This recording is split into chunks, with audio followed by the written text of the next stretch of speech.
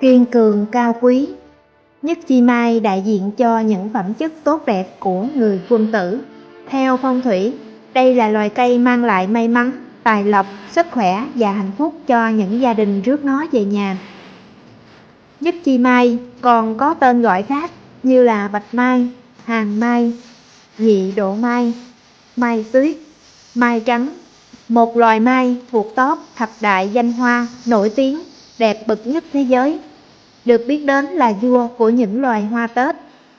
Không chỉ vậy, nhất chi mai đại diện khí tiết cho người quân tử, kiên định, mạnh mẽ, khiêm nhường, nhưng lại ngoan cường, liêm minh, chính trực và trung tính.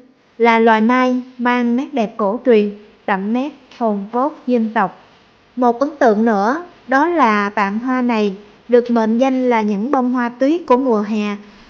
Vì sao lại như vậy? Hoa nhất chi mai tuy là họ hàng với hoa mai vàng, nhưng lại có một vẻ đẹp sắc sảo và tinh tế. Đây là một loài hoa chinh Tết rất trang trọng và ý nghĩa. Dù cho trên thị trường hiện nay có nhiều loại mai được nhân giống lai tạo khác nhau, nhưng duy nhất một loài luôn chiếm được sự yêu thích nhất của nhiều giới đại gia, đó là hoa nhất chi mai. Mệnh danh là thủ lĩnh của các loài mai, hoa nhất chi mai còn có tên là hoa mai trắng, hoa mai tuyết, bạch mai, nhị độ mai hay hàng mai, một trong những loài hoa thuộc họ hoa hồng. Tuy có tên là mai, nhưng loài hoa này lại có đặc điểm giống với hoa đào hơn là hoa mai vàng. Sống ở những vùng núi cao, thời tiết mát mẻ, có chút se lạnh, chủ yếu được trồng ở miền Bắc Việt Nam. Đặc biệt ngay là thời điểm giáp Tết này, thì nhất chi mai khoe sắc nghênh xuân, đẹp tuyệt vời tại thủ đô Hà Nội. Hoa nhất chi mai phát triển rất chậm, thân cây nhăn nheo xù xì, có màu đen, ra nhiều cành, thường được trồng bonsai nhỏ nên được cắt tỉa và tạo hình cẩn thận. Lá cây nhỏ nhắn màu xanh non, có hình mũi giáp, phần đầu lá nhọn. Hoa có thể mọc đơn lẻ từng hoa hoặc mọc thành những chùm nhỏ 3 đến 4 hoa. Hoa khi mới chớm nụ thì có màu hồng như hoa đào, nhưng khi nở thì hoa có màu trắng, nhiều cánh xếp đan xen, xoay tròn. Cánh hoa mềm, nhỏ, mỏng. Đặc biệt là khi hoa chuẩn bị tàn thì chúng lại chuyển sang lại sắc đỏ. Đây là loài thực vật rất hiếm ra hoa kết trái, và việc nhân giống bằng chiết cành rất khó khăn. Nhưng khi đã nhân giống thành công thì chúng lại mang một sức sống mãnh liệt, đặc biệt là ưa thích phát triển lúc trời trở lạnh. Biểu tượng mạnh mẽ, kiên định của người tu luyện, kiên định vào niềm tin chính nghĩa và lương tri. Đó cũng là lý do vì sao hiền sĩ Lâm Hòa Tĩnh, đời nhà Tống xem hoa mai là vợ. Nhà nho Thụy Khuê, thời Trô Sinh, Hàn Quốc trước khi trút hơi thở cuối cùng, đã dặn dò, hãy tưới nước cho nhành mai. Cả thiền sư Mãn Giáp đời thứ 8 của dòng thiền Vô Ngôn Thông, trước khi viên tịch cũng dùng hoa mai để nói lên đạo lý mà ông ngộ được tại từng thứ của mình. Chúng đặc biệt ở điểm là có 2 mùa hoa liên tục nhau. Mùa đầu, lúc bắt đầu các loài hoa đua nhau nở Tết thì chúng cũng nở với số lượng ít lứa đầu. Sau khi các loại hoa tàn hết thì chúng tái nở lại lần 2, có nhiều hoa và đẹp hơn. Tuy nở vào mùa đông nhưng lại kết thúc vào mùa hè. Vì thế chúng được gọi là những bông hoa tuyết của mùa hè. Không những đẹp, sang trọng mà chúng còn là một trong những vật phẩm phong thủy đặc biệt. Vì thế người ta thường lựa chọn những cành hoa được cuốn nắng đẹp và có ý nghĩa như một số dáng thế dưới đây. Dáng trực thể hiện sự tôn trọng, trân quý, yêu thương những người lớn. Ngoài ra còn thể hiện sự ngay thẳng, chính trực, mạnh mẽ, thật thà. Dáng quyền, hình dáng cây được uốn lượn, nghiêng về một phía như những cây tự nhiên mọc ra từ vách núi. Dáng tam đa, dân gian thường gọi là tam tài, thân địa nhân. Cây phát triển từ một gốc chung, sau đó phát ra 3 tán xoay quanh thân. Người sở hữu được chậu hoa như thế này sẽ mang đến tài lộc vận may cho gia đình.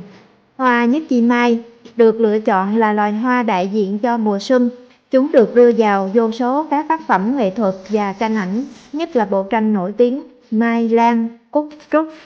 Theo phong thủy, đây là loài cây mang lại may mắn, tài lộc, sức khỏe và hạnh phúc cho những gia đình rước nó về nhà.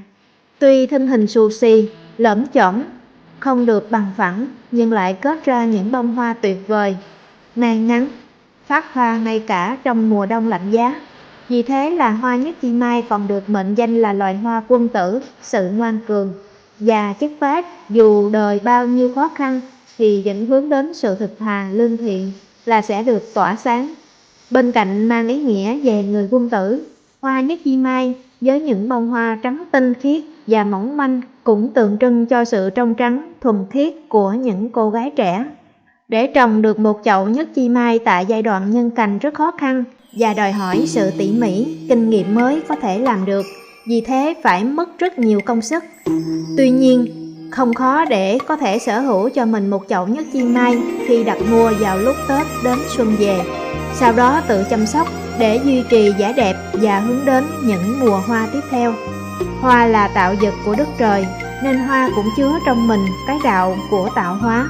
Có câu chuyện về cây tùng và cây mai đều kiên cường bất chấp khắc nghiệt, nhưng Tùng có suy tư rằng người ta chỉ ca tụng màu xanh lá biếc của tùng và hương thơm, vẻ đẹp tinh khiết của mai mà mấy ai hiểu được những gì chúng phải chịu đựng. Mai bèn nói: "Anh Tùng ơi, nào có cần chi ai biết, nào cần kẻ lưu danh. Đông đến xuân qua, hạ về thu tới, chúng ta hiên ngang giữa đất trời. Chẳng phải đó đã là một điều mỹ diệu rồi sao? Chẳng phải như thế đã là mang đến cho đời một dư vị rồi sao?" Mai quân tử chính là như thế. Trời cho ở vào địa vị nào, chức phận gì thì cứ làm tốt nhất ở với địa vị chức phận đó, không hữu cầu, bon chen, nhưng cũng không ca thán, oán hờn. Đâu phải làm việc gì cũng tìm ra điểm lợi thì mới làm, gian khó quá thì không làm. Người quân tử chính là yêu cầu bản thân chứ không yêu cầu người khác, là kiên định chứ không dễ dàng biến loạn theo thời cuộc, là hòa chứ không đồng, là không so bì thiệt hơn mà chỉ cần làm tốt những gì phải làm, là trọng nghĩa chứ không trọng lợi, là ung dung tự tại chứ không u sầu ủ dột, là khiêm nhường dù thắng hay thua. Giống như hoa mai kia, ngạo nghễ trên tuyết nhưng vẫn nhường tuyết một phần trắng, tỏa đi mùi hương nhẹ nhàng, không dễ nhận biết nhưng đầy lưu luyến, chịu đựng giá buốt khắc nghiệt, vượt lên nghịch cảnh để báo tin vui cho thế nhân mà không đòi hỏi gì. Đã nở hoa thì tươi tắn tinh khôi cho đến tận giờ phút cuối cùng. Hoa không cần cố gắng vẫn thuận theo đạo mà truyền đi ý nghĩa nhân sinh vô thường. Ngược lại không được như hoa đã biến đổi mê mờ trong dòng đời sinh tử. Thế nhưng ngắm hoa lại có thể nhớ được mà quay trở về. Xuân này chơi hoa, ngắm hoa, xin hãy dành cho bạch mai một chút chân tình, bởi người nhúng mình trước hoa sẽ ngửi được hương thơm thật mà như không thật, thấy được sắc tình đậm đà mà lại thoát tục thanh cao. Hoa mà không phải chỉ là hoa, đó là lúc bạn đã đắc được như vậy. Hoa mai là loài hoa nằm trong tứ quân tử, đại diện cho những phẩm chất khí tiết hơn người của bậc đại trượng phu. Bạch mai, hoa mai trắng, là biểu tượng của sự thuần khiết thanh cao, dương mình lên khoe sắc giữa nghịch cảnh nhưng lại không quá phô trương. Đất trời hẳn là hữu ý, nên mỗi nhành cây, nụ hoa đều có nhắn gửi đạo lý cho con người. Chỉ đợi người nán lại, nhìn mà cảm nhận, để rồi vỡ òa trong sự giác ngộ mà thôi.